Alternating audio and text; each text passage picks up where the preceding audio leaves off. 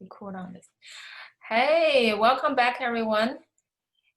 Today we have a very exciting lecture on COVIDWISE. But before we start, I want to say a little bit about the TLS SSL. Last class, we talked about the intricacy of man-in-the-middle attack, and then introduction to TLS, the secure handshaking, the certificates, public key infrastructure that prevents man-in-the-middle and achieve confidentiality, integrity, and authenticity. And so a question from Garrett, excellent question. Does the fact that the browser checks the validity and the authenticity of the server for us mean that we are fully protected from man-in-the-middle attack? And so I want to explain this a little bit. The short answer is yes. And then assuming the users knows how to check the padlock and heed the browser warnings, and so make sure that you see there's a sign here, and this is of course the different browser, different OS have different visualization. If you click on it in Chrome, it will say connection is secure. If it has some problems, if the site has an expired certificate, has some domain name that doesn't match the certificate's common name, the domain name mentioned in the certificates, right? So I can download Amazon.com certificate and install on my web browser, on my web server. When the client visits my server, they will see it doesn't match. It doesn't match because you know, I will probably have some different phishing URL. It doesn't match, or I don't have the key and I won't be able to validate with the browser.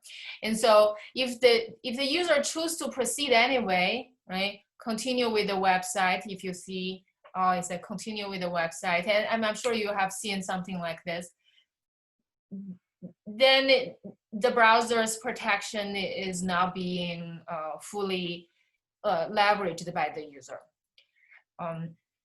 So the short answer is yes. Okay, the browser does a lot of things behind the scenes. But then there's a few twists. Okay, so that makes it actually quite interesting. Sometimes when I submit DoD reports, you know, I have funding from ONR. When I submit reports, I always, every single time when I visit the report collection website, I get this type of warning. Your connection is not private. You know, there's something wrong with the website, and I have to click the advanced here to proceed. Anyway, and so it turns out that the Department of Defense in the United States, they don't have commercial CAs to sign their domain names, and they have their own root CAs, root certificate authorities, to sign the domain names for internal and the semi-internal servers. If you visit the, you know, like onr.gov,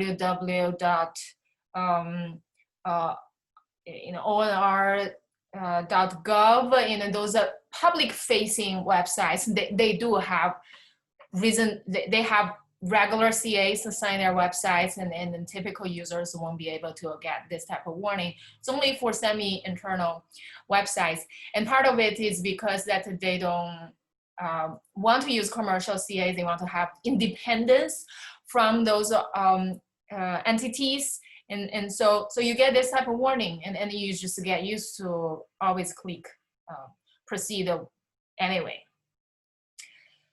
So there are some discussions, a link on Stack Exchange, and if you're interested.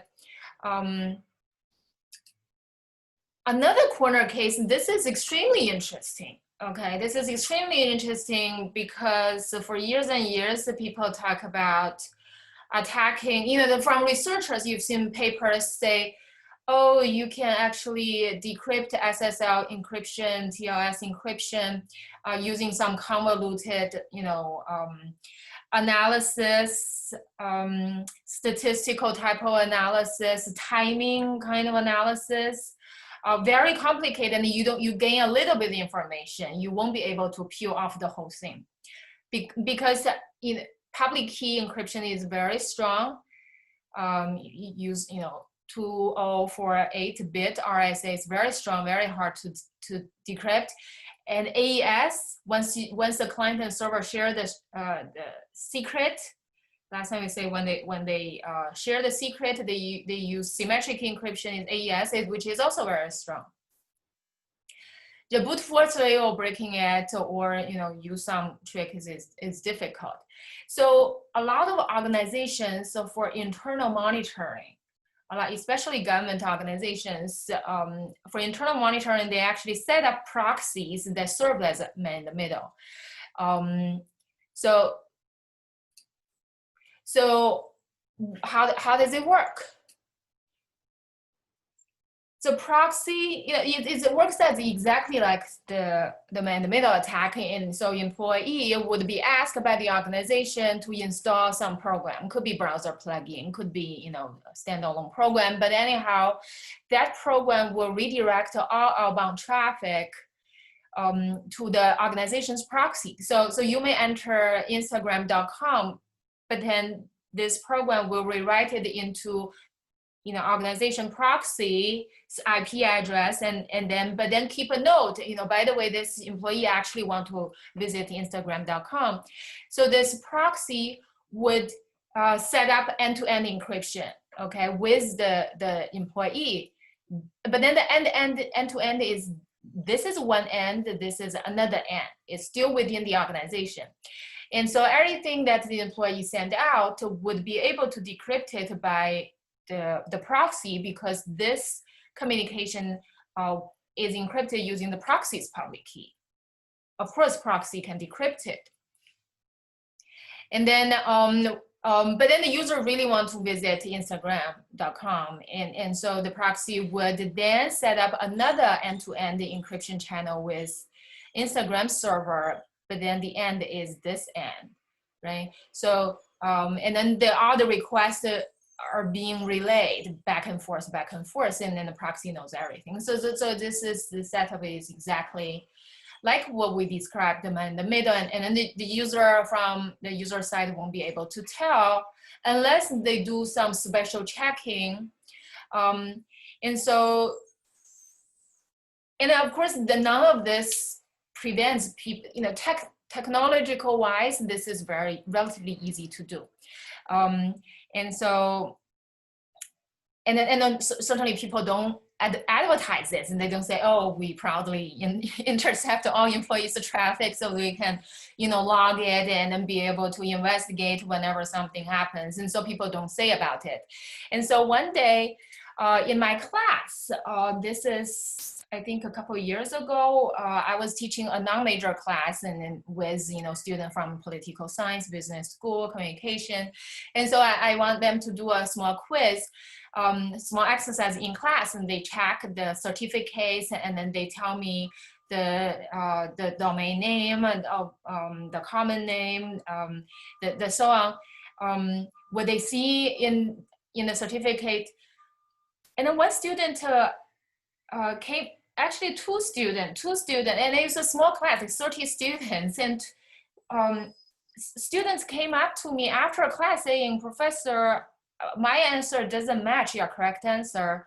Why is that? And I took a look, and turns out that they have some certificates that I cannot recognize. I asked them to visit Amazon.com, and the certificate actually says something else. And so I said, how come, what's going on here? And then I remember the student said that this is my dad's computer, and then he's doing some government contract work, and then they require him to install some software. And so it's pretty common.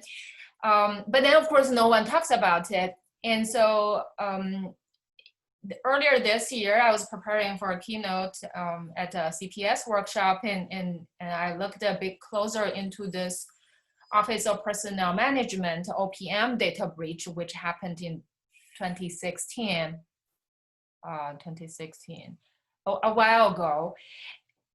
And the part of it, when they discovered this breach, is because staff was examining encrypted traffic. And so, this Wired article certainly says very vaguely about it, right? So, a secure engineer set out to decrypt a portion of SSL traffic, the OPM. Since the previous December, OPM staff has been peeling back SSL camouflage, and as if this is just a very common operation. But then, if you understand TLS, which we'll explain, it's not. I cannot think of any routine way of doing this kind of decryption, okay? Unless you set up a man in the middle. And so in this case, certainly it helped people to discover the data breach. And then just a little bit about the data breach. If we have time at the end of the semester, I'll talk a bit more about it. And this is a quite fascinating case. It happened in 2015, but then it started in 2014. And it was just a huge amount of information. Huge amount of information got breached. Millions of government employees or who do contract work with the government, and that information also has clearance questionnaires, so which in order to get security clearance, they ask all kinds of questions. And so it was rumored, it was reported that a lot of the undercover agents, the identity got compromised because of this. And it largely believed to be a China nation state backed data breach. And so part of it people discovered is that this SSL pinning, there's some sort of regular heartbeat sent over to a server from OPM machines. And then that server was never a legitimate server, like not even a legitimate party that OPM work with. And then so that raised an alarm, and people start to dig a little bit further and find out that there's some compromised credentials in this organization called Keypoint, which is a contractor of OPM. And then one interesting bit that they realized this is definitely a compromised credential is because the credential was used to access a data center during a July 4th weekend, long weekend, and then the employee knew that they were out of town. They definitely didn't use that credential for accessing the data center. And then they find out there's this plug X malware installed on about 10 computers on OPM, which eventually leads these hackers into accessing the data center. But then this is, what is it called? APT, it's advanced persistent threat. It just means that it lasts for a long time, okay? And then, the hackers don't try to do denial of service or anything to raise any alarm. And so, the organization has no idea this is happening. And of course, forensic work was used to investigate, and it's very difficult to reconstruct what happened. And part of it is guessing. And so if you look at the timeline, there's a good article that describes the timeline. This is extremely long-spanning hack. And the funny thing is that the New York Times wrote a report.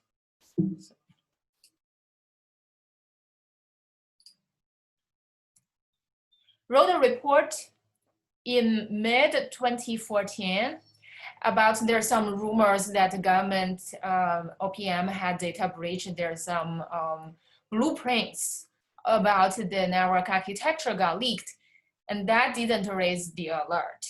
Okay, and the hacking still happens, and no one really investigated into it. And then eventually a huge number of very sensitive data files got stolen.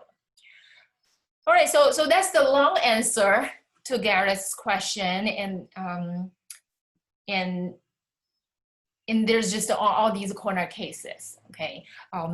And how often does this happen? Obviously not that very often. Most of the time the browser does its job, and man in the middle is very rare. So, and I do encourage all of you to ask questions on PSI, email instructors, the TAs. So visit us at office hours, and this is a very special time. And make sure that your learning is still keeping up. So that's it for the clarification questions, and we are very excited to have someone who's been looking at the COVIDWISE app since it came out. So he will explain to us how it works and why it's secure, and then the big pictures. Yeah. So. Okay. So good morning, everyone. So today I'm going to show you the COVIDWISE app. So it's an application developed by the Virginia Department of Health to aid contact tracing, and it uses the Google or Apple's joint contribution of the exposure notification system. And we will particularly focus on how the COVIDWISE application preserves user privacy. So to start with, I'm going to give you a little bit context. So as we have observed, COVID-19 is extremely contagious, and effective solution for fight against COVID-19 or any viruses is like early containment, precautions like washing hands, social distance, wearing face masks, and preventive measures such as contact tracing, testing, and isolation and quarantine. And the early containment is always better because it gives the health officials, governments, or the health organizations sufficient time, resource, and manpower to track down the virus and make the infected people isolated. As an example here, if we can see that if we can identify this infected person early, then we can essentially avoid these whole bunch of infections. So that is why the early containment is better.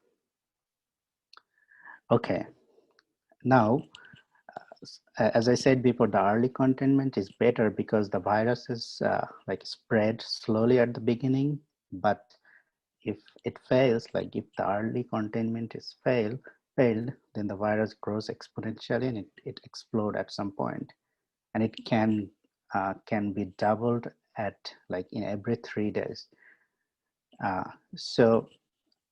And particularly we observed this situation in US because in early February we seen like the slow spread of this COVID-19 in US, but then in later phase like April and May we see like exponential growth of this infection.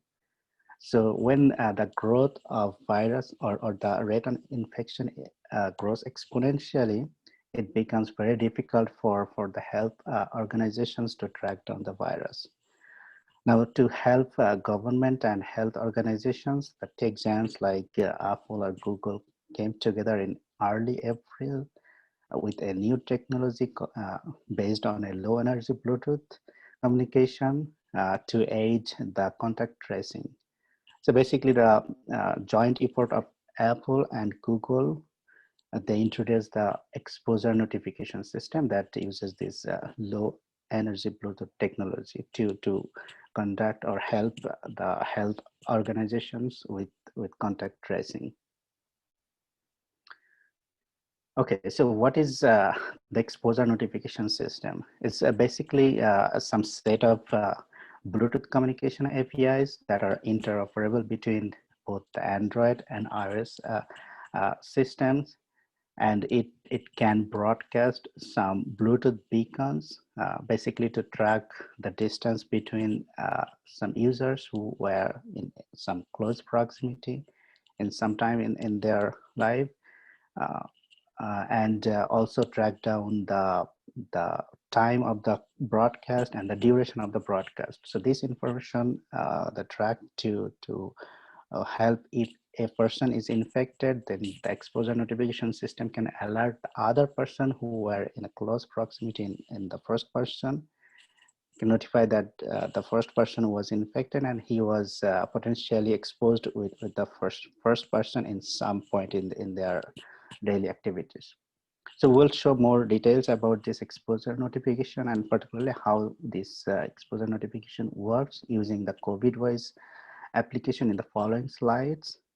But before going to that, I'm just uh, listed some states that are actively using this exposure notification system. The states like Alabama, Arizona, Nevada, North Dakota, Virginia, Wyoming, and the District of Columbia. This list may not be complete, but I'm just give you a list of states. So these states are using this exposure notification based application actively, and Virginia is the first state to incorporate this exposure notification system. And besides, there are 35 countries who have already released or been working in their development phase to release an application, which are also based on this exposure notification system. Now, the key question is, does this technique preserve privacy? In other words, in Virginia, if we install the COVIDWISE application in our phone, does it hampers our privacy? So we'll find the answer of this question in the following slides. Okay, so as I said before, the COVIDWISE application, COVIDWISE is an application, it's basically a smartphone application that aiming to help the health departments with contact tracing. And it uses the exposure notification system, which is based on the low energy Bluetooth communication.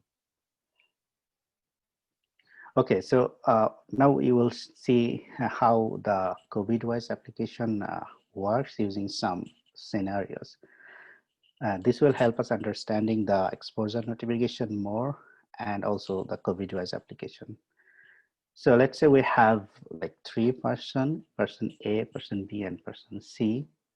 All of them have the COVIDWISE applications, COVIDWISE application installed in their phones. Now let's say on a day one, user A and user B come close proximity to each other. Now before starting the demonstration, one thing that the COVIDWISE application or the exposure notification system generates a key which is called the temporary exposure key in the beginning of each day. So this temporary exposure key or TEK is used to secure the Bluetooth communication and also identify this device in the later phase. I'll show you how it uses this TEK, but just giving some heads up, this key is generated on a daily basis. So on day on, user A will have the temporary exposure key A on, and user B will have temporary exposure key B on. Now, if they are not in a close proximity, the Bluetooth communication will not be started. So if they are in a close proximity at some point, then their phone starts broadcasting the Bluetooth beacons. So these Bluetooth beacons is called rolling proximity identifier, which is basically some sort of a random identifier derived from using this temporary exposure key. So their devices broadcast these Bluetooth beacons, and these Bluetooth beacons will be stored in their phone. It will not be stored anywhere, like it will not go beyond their devices. Okay, and this rolling proximity identifier or the Bluetooth beacons is encrypted and changes in every 15 minutes. So it encrypted and changes it in every 15 minutes in order to prevent attackers getting this information or using this information to track their devices. Okay, so this is a scenario where user A and B like come close proximity in day one. Let's say in day two, user A and C come close proximity to each other. And similarly, similar to before, the first scenario, their devices also start communicating the Bluetooth beacon. But the key difference is that since it's day two, they will have a different key. For user A, it will the user A will have the temporary exposure key 2 in this case because it's day two. As I said before, this key changes on a daily basis. And user C will have some key like TKC2. And as said, similar to the first scenario, their devices will start communicating the Bluetooth beacons and will store the Bluetooth beacons in their devices. Now, let's say in day three, user B is diagnosed with COVID-19 positive. Now, how can the COVIDWISE app can help user A and C to get this information that they might potentially expose to a COVID-19 positive person. So we'll see how this happens. So when user B is infected with COVID-19, if user B is willing to share this information, uh, okay, before that, if user B is diagnosed as COVID-19 positive, the Virginia Department of Health will assign a 6-digit PIN code to this user. Now, if user is willing to share his infection, then he can use the COVIDWISE application COVIDWISE application to share that information using that PIN. So the user can only share if they can have a PIN. So it cannot. So some random person cannot share anything because they don't have the PIN. So using that PIN, the infected person can share his infection. Once the person share his infection, the application will extract the keys of the last 14 days. The key is the temporary exposure key. So it will send this temporary exposure key to some cloud server. So if the user doesn't have sufficient key data, like if it has only the key of last 3 days, it will send that 3 days data. But if the user has like, let's say 20 days keys, it will only send the last 14 days keys. So this set of keys is called the diagnosis key. So the application sends this diagnosis key to the server. So potentially some other user can also send the diagnosis key to the server if they also are infected with the virus.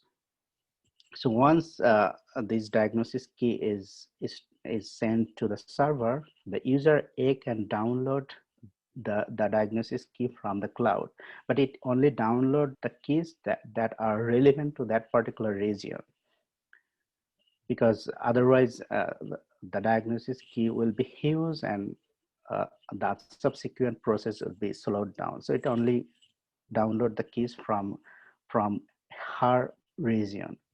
So so that means the user A will download a set of diagnosis key from the cloud and try to decrypt the stored RPI packets in her phone. Now, if user A is able to decrypt some packets, that means, let's say user A is able to decrypt some packet using user B's diagnosis key. That indicates that user A was in close proximity with user B at some point. So then the COVIDWISE application will try to extract the RPI packets to get the distance, also the time of those packets sent and the duration of the packet sent. So all this information is needed to approximate whether the user A was within 6 feet of user B for at least 15 minutes. So this logic is on top of the exposure notification, and it can be changed by the health departments. So they can make it like strict or relaxed. For example, they can change this 15 minutes to 10 minutes or 15 minutes to 20 minutes. So this logic depends on the health organizations. It doesn't part of the exposure notification system. So once the COVIDWISE application approximate the potential exposure of user A, it will send the notification to user A, something like this. So this is how user A is getting benefit of this notification system when user B is sharing his information. Now at this point, user A will diagnose for a test to diagnose for COVID-19 positive or not. If user A is also infected and diagnosed as COVID-19 positive, and if user A is willing to share her infection, then following the similar process, the user C will be notified if the approximation algorithm shows that user C is potentially within a close proximity of user A for at least 15 minutes. So this is how the sharing of COVID-19 positive results from B can help user A and user C. So this is some of the equations and some cryptographic functionality that the exposure notification framework used. So basically, the temporary exposure key was using some random number. It doesn't tie with anything with the device's ID or user identifiable information. And it using some cryptographic APIs such as the ASMAC key derivation function or AES. So I think this kind of like thing you will be learned later in this course at some point. So then this kind of functionality will be more clear to you. So I'm just skipping this thing. Okay, now some key questions that one can raise whenever they use the COVIDWISE application or the exposure notification system. So I tried to list down all the questions that one can raise.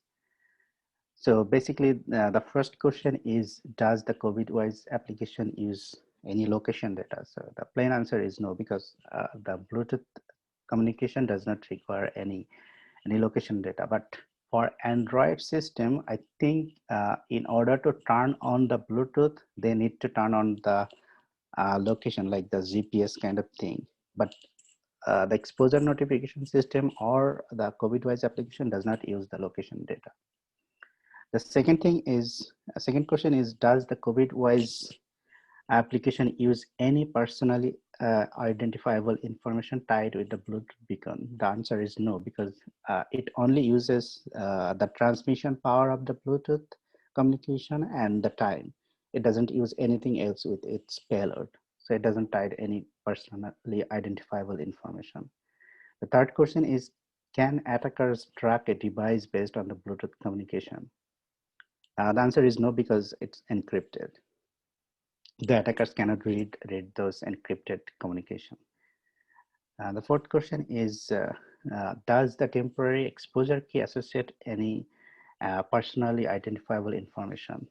The answer is no, because it's just a random number. As I said before, the cryptographic pseudo-random number generator is used to generate this temporary exposure key.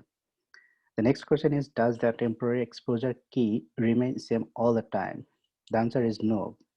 As I said before, it changes daily, and it is done to prevent attackers to utilize any leaked temporary exposure key. So if the temporary exposure key remains same all the time, then any leak of this temporary exposure key, attackers can use it to somehow associate with some device or some user. But since it changes daily, that process becomes difficult. The next question is, can attackers crack the rolling proximity identifier? Since it's encrypted using the temporary exposure key, it computationally infeasible. Does the server retain any metadata other than the diagnosis key? So the answer is no, but as I said before, the user will download the diagnosis key from a particular region. So when the metadata, when the diagnosis key is uploaded, it uses the regional metadata, but when the diagnosis key is uploaded to the server, those metadata uh, is removed from the server. So the short answer is no. And the last question is, are there any correlations between the temporary exposure key and the 6-digit PIN? The answer is no, because the 6-digit PIN is associated with a person, not the temporary exposure key. The temporary exposure key can be anything. So there is no correlation between the temporary exposure key and the 6-digit PIN. All right. So I have excellent. I have some more questions. So if so I think the two most sort of worrisome scenario, one is that you have close proximity with a stranger and then you do some communication, RPI. Another scenario is where you got sick, someone gets sick and upload the information, and that did require the patient to upload the TEK, and then so that is another sort of a scenario where could potentially reveal something. And then I want to discuss that a little bit, but before I forget, another question sort of is, I think, can someone stalk me, right? So like, can this be somehow utilized as a stalking device, which is, related to one of some of your questions as well. So and so let's just discuss a little bit about those scenarios, and then regarding sort of the stalking sort of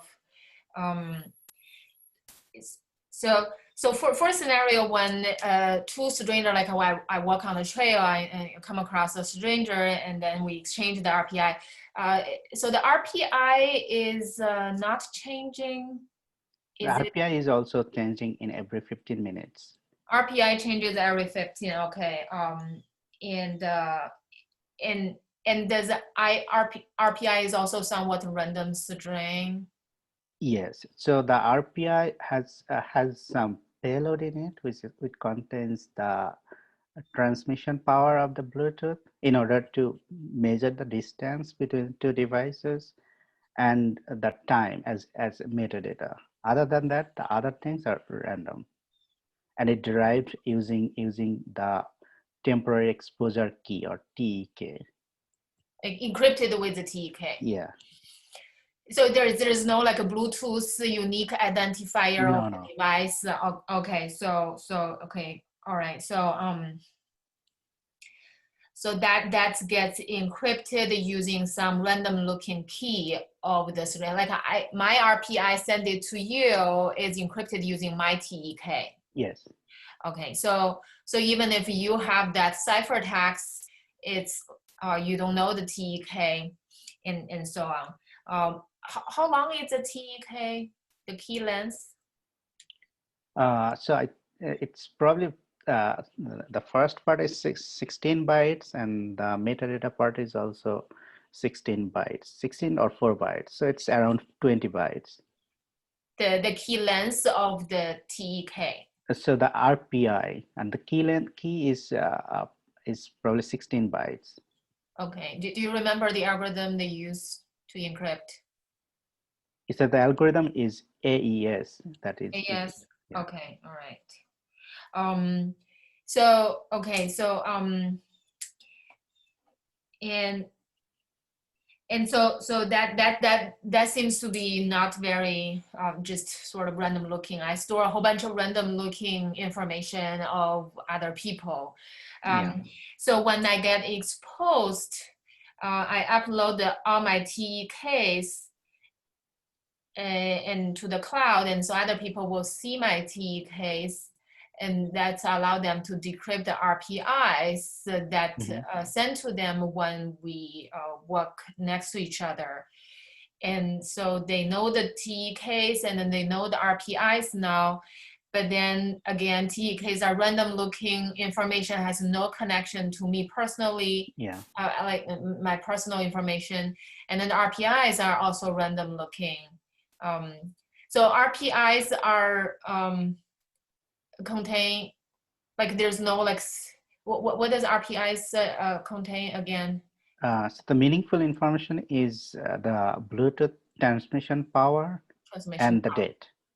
Okay, right, yeah. And so that obviously you cannot tell based on that who Yeah. that person is, what device is. Like you cannot, I assume you cannot tell is this what kind of device is, Android phone or Apple or iPhone. Like, I mean, obviously that's not enough information to tell. Yes. Right. So that's easy. Okay, that's very useful. And stalking. Can you think of any scenario that will enable this to stalk someone? And then it's very interesting because because when in the digital world, I mean everyone can stalk everyone in the physical world Yeah. if they like just don't live their own life and then they will just wait outside someone's house and then waiting there all day. Obviously that can and so very effective stalker. But then suppose that's not the case, sort of someone will sit, a hacker sit in their own home and then but then be able to stalk someone or be able to like de-anonymize someone. Like I walk past a stranger and then stranger will be able to know who I am. So those two worrisome scenarios, can you explain that won't be able to happen? I think since there is no personal information tied with anything, like either the temporary exposure key or the RPI or the diagnosis key, so there is no like correlation between any personal data with this key. I Right. think it's theoretically, De-anonymization is impossible when you walk yeah, past and you just don't get that any useful information, right? Yeah. yes. And then stalking is also like because it's this is a low, this is required people to communicate when they're close to each other, and if they're far away then you just don't get any information, right? So unless you completely like follow the victims, follows on your stalker, follow someone just 6 feet behind, and then obviously you don't need this app to stalk the person. Yeah. You just stalk the person. So this app doesn't enable hacker to stalk someone. Yeah. Mhm.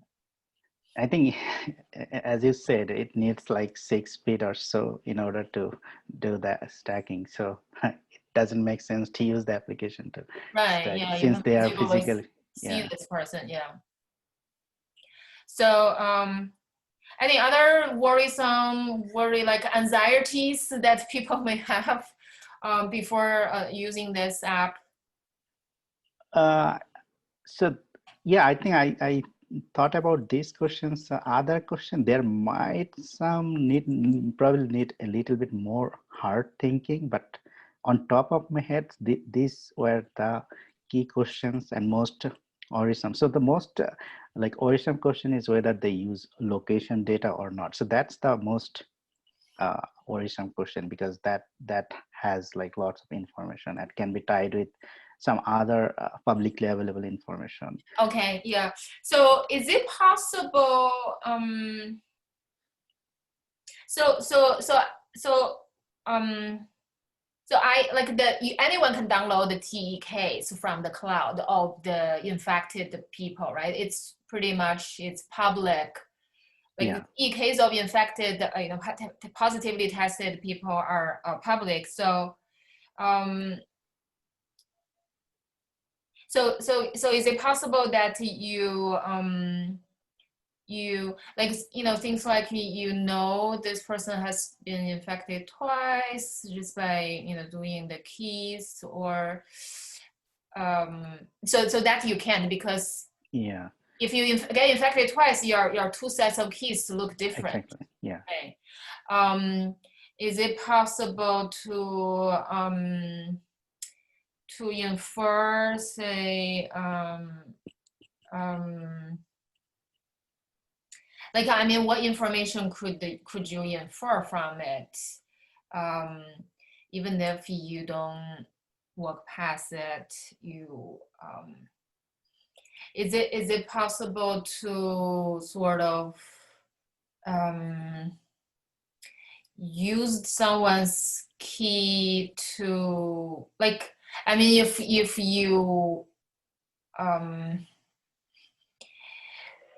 I mean, in terms of the scenario where you suppose you get hold of a whole bunch of encryptions somehow, you hacked into other people's phone and then got a whole bunch of encrypted RPIs, and then you match it with TEK. You still don't learn much. You just some strangers and they walk past each other. Like that's the information you get. yeah, Right, so that's the decryption only enable you to say so and so walk past each other. yeah, Um, well, in the extreme case where you get, like for example, that in the extreme case that you want to say, uh, okay, I want to know, A and C whether they are spending time together, um, and maybe like husband, get wife's phone and then trying to decrypt using someone else TEK just to see whether his wife, spend time with a third person in close proximity. Um, so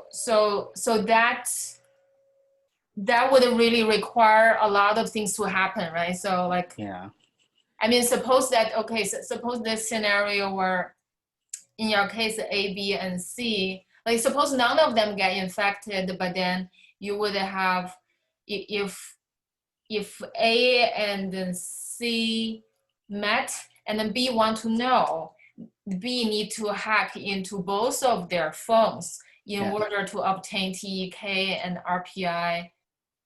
And if B is able to hack into both of A and C's phone, then what does B learn?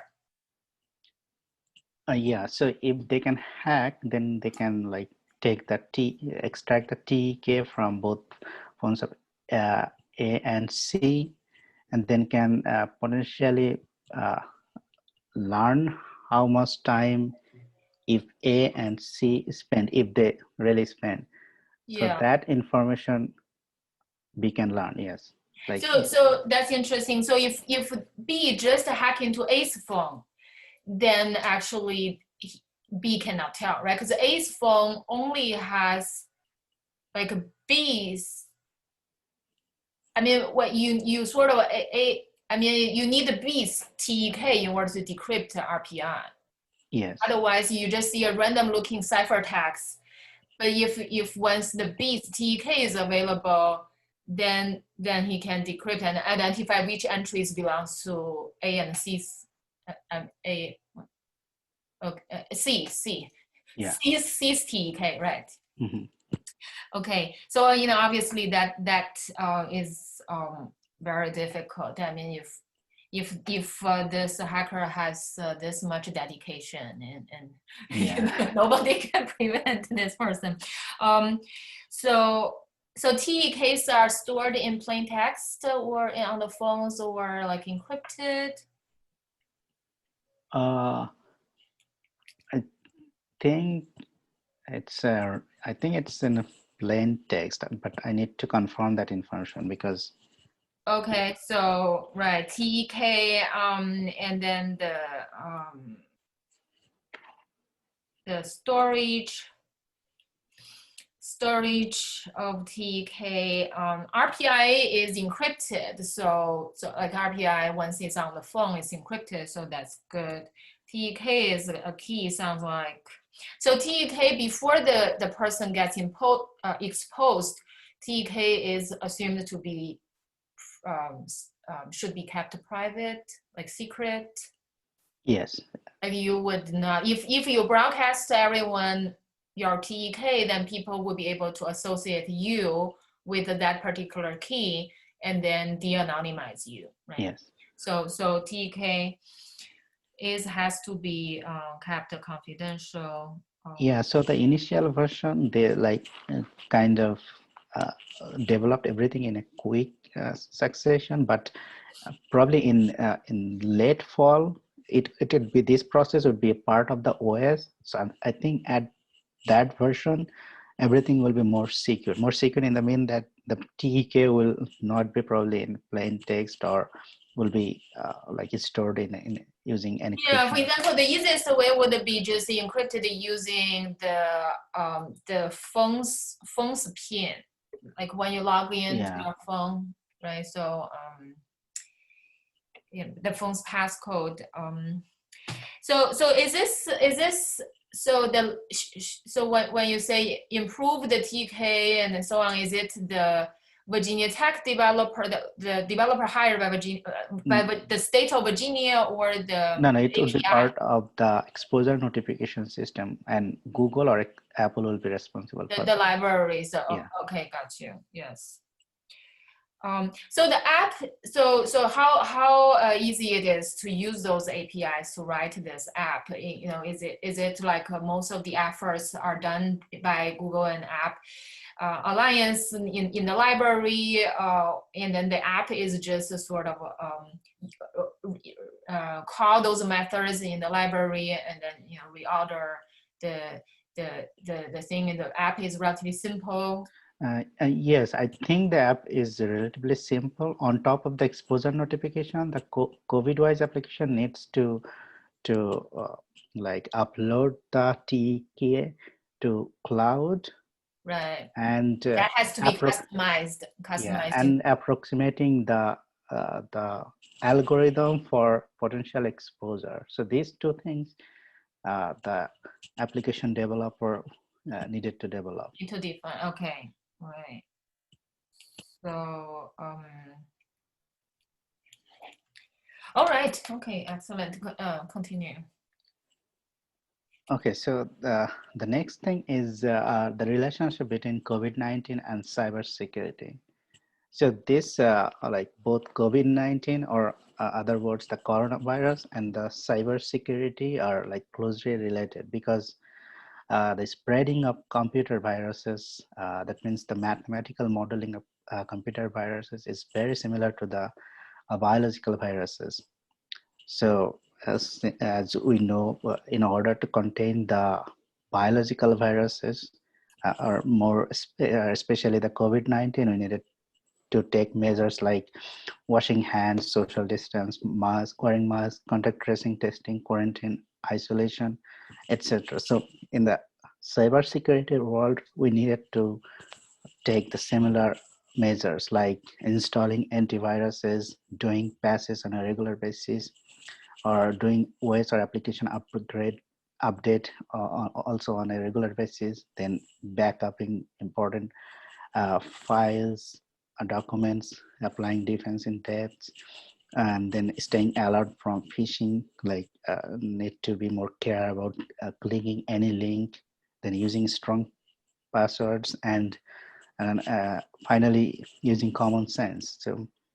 So like as we needed to use common sense to like limit the spread of biological viruses, we need to also apply common sense to limit the spread of computer viruses or make the computer system more secure.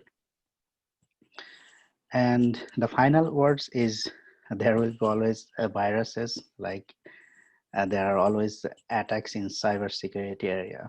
So the human will always will overcome COVID-19. Like they have overcome other viruses like SARS, MERS, etc. Like plenty of other viruses that human has overcome.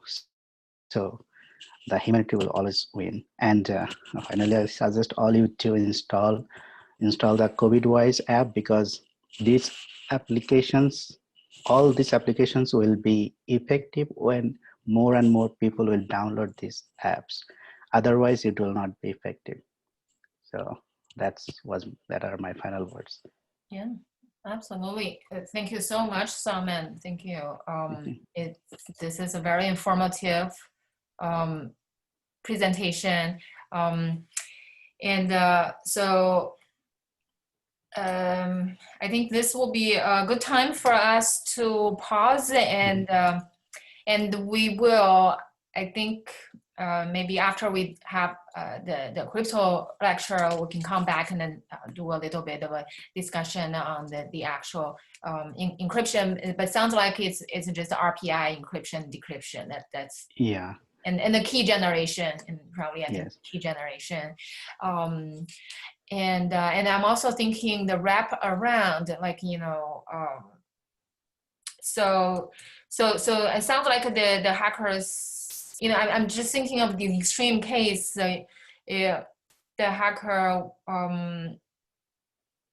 mean, even if a hacker knows a whole bunch of TEKs, and so I think the sort of the scenario could be the hacker knows some TEKs somehow, some and then maybe knows a little bit of additional information. Yes. Yeah, like a personal information, like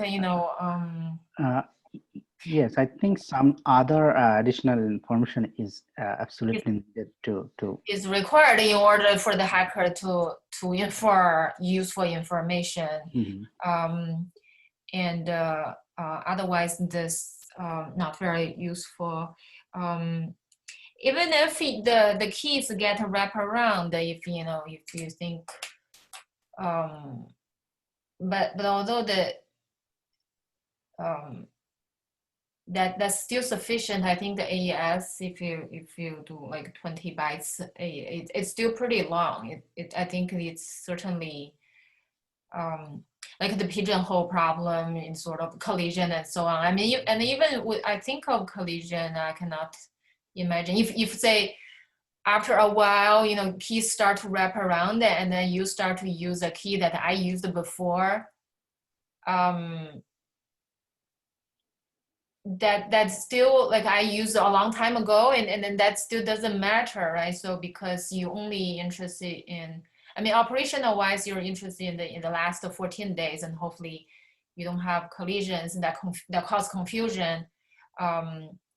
Yeah. So the collision will the key is long enough, and so you don't have collisions within a short amount of time.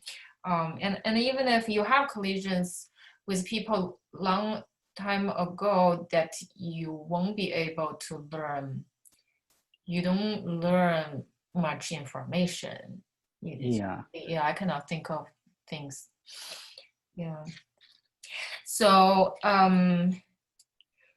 so I think it will be also useful to just double check to see the implementation is good. Like, I know the specifications that the RPIs does not have, additional information, whether the implementation indeed follow that specification. And like in reality, when you actually see the beacons, and because sometimes maybe the operating system automatically append additional information that can be used as a fingerprint and so on. So that I think could be something useful to confirm. Yeah, that would be my next step, to analyze the application itself to see whether they follow everything that the specification said. Right. Yeah. Sounds great. All right. Great. Excellent. Thank you. So that will be it for today, students, and thank you so much, Simon, for the No very problem. insightful presentation. Bye, everyone. Bye, Simon. Bye bye. Thank you. Bye.